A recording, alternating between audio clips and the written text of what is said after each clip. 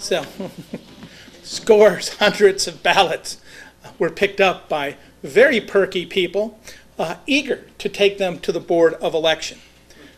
So you're dealing with this whole process that is happening everywhere. Private company in Cincinnati accidentally failing to mail ballots out at different times. In Lucas County in Toledo, they never consolidated the precincts up into throughout the election. They never had precinct lines in certain inner city areas, thus causing people to vote provisional, thus causing those votes never to be counted. So that essentially is the run-up. Then comes Election Day. Not only do we have, first of all, the problem with the challengers, people showing up, 10,000 Republican attorneys versus 3,000 not very well trained Democratic volunteers, but really challenging voters in various parts of the state of Ohio.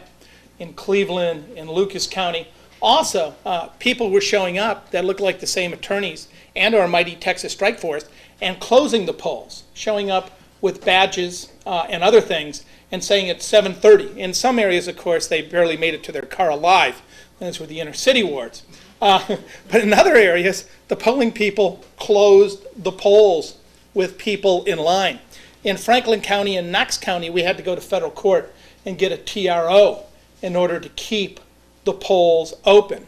In Knox County at Kenyon College, where they had 1,300 students registered, they only gave them 2 machines and one of them broke down. This was a heavy campus for carry. And right next door at the right-wing born-again Nazarene College, of course, there were no lines. And that was in Licking County, a Republican stronghold. In Franklin County, in a story that Project Censor calls the third most underreported story in the world for this year, 2006, we have, of course, the missing machines. In Franklin County, you needed a minimum of 5,000 machines to conduct the election. They had 2,866 Danaher machines. And these machines are notorious, right? They're what we call faith-based voting. You press them, and then you pray that it registered the vote correctly, because there is no paper trail. They tabulate secretly with secret software. But they can be trusted because they were formerly known as Shuptronics machine, and the first time, of course, they were used in Manchester, New Hampshire. It was the greatest change in tracking polls in world history. Bob Dole had an 8-point lead the day before. George Herbert Walker Bush won by 9 points. Another miracle, a 17% shift. And I know what some of you are thinking of, former CIA, that's that strain. But up to that time, just to reassure you, they'd only used the mainframes to rig elections in the third world to keep Marcos in power and to try to defeat Noriega.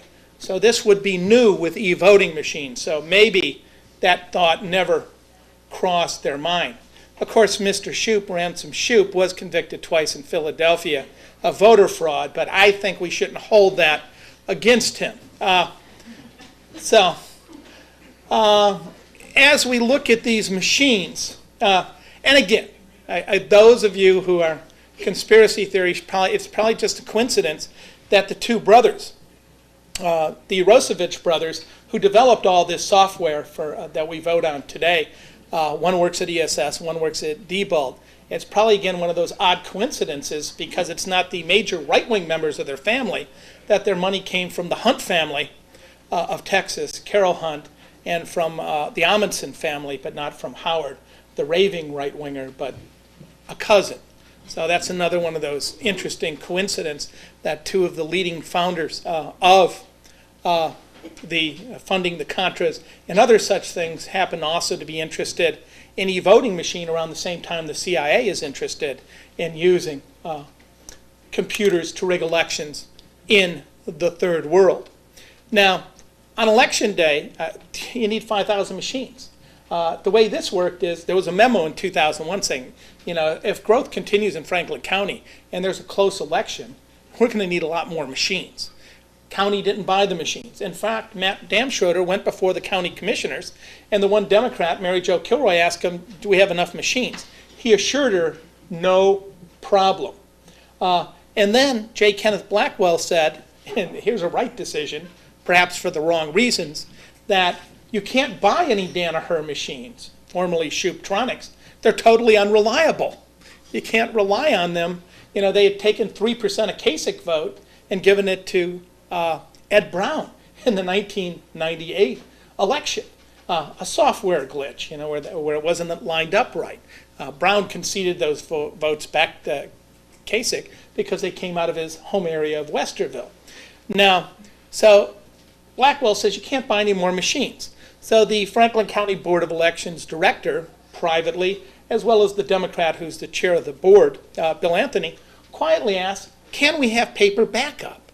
Can we, you know, if we can't vote, we're already voting provisionally on paper, and absentee, can't we have those if the lines get too long?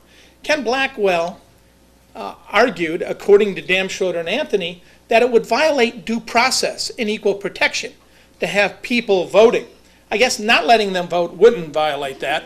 And the 20% who walked away, that's estimated in the inner city precincts, that wouldn't violate their rights. But having somebody vote on a machine and on paper as a backup would. So on election day, there was 2,866 machines in Franklin County, of which we know, because we got their bill of lading, they put out 2,741. Some up to a month in advance. And one of those is a famous machine in Gahanna Ward 1B. That is what we call the Fish and Loaves precinct.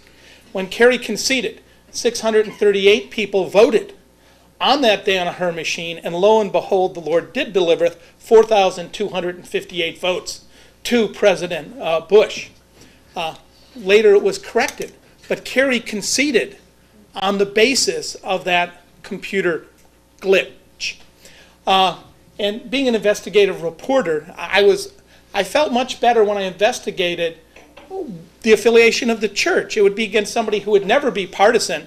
The two people had graduated from Liberty University, Jerry Falwell's home base, and we know we can trust Mr. Falwell not to be partisan in any way, and we can trust putting hackable machines out a month in advance in a church because they would never think of doing anything wrong. What happened to the other 125 machines? This is an interesting story, but here's one of the documents that was leaked to us from the Franklin County Board of Election on page 23. You can see the black marks here. All of these machines were assigned. Someone came along with a black marker after they were signed by security codes, by registration numbers, and struck down 125 machines. Simply took them out of circulation. Now, all of these machines were in the Democratic city of Columbus. None were in the suburbs. And 42, that is 74% of the African American districts, had fewer machines available despite record registration in the general election than they did in the light turnout in the primary, where the presidential election had already been decided because it occurred in May. So places that had 4 and 5 machines for a light turnout primary now had 3 machines. And some of those machines were convertible, and it took a long time to convert them. You break them down from an e-voting to a provisional ballot machine, which actually takes more time than if you would have had a piece of paper and the ballot next to somebody. But again, J. Kenneth Blackwell was worried, well, someone might peek, violate equal protection, violate secrecy. So when I arrived at Ward 55B on election day, there was already a 3-hour line out the door.